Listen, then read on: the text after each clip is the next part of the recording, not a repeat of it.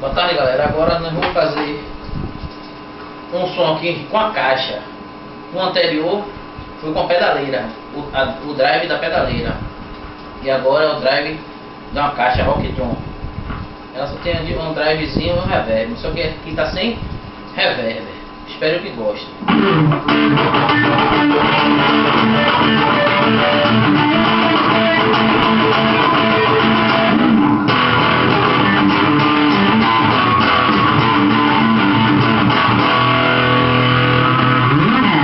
Agora eu vou botar um loopzinho aqui.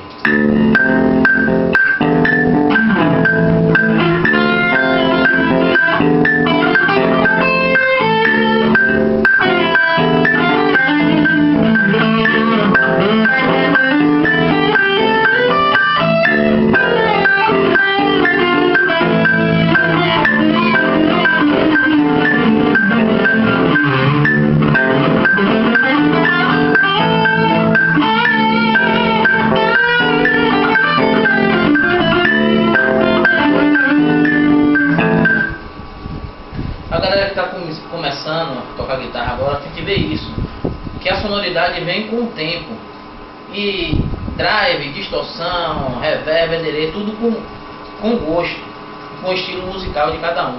Espero que tenha gostado do vídeo e tenha ajudado também. Obrigado, galera.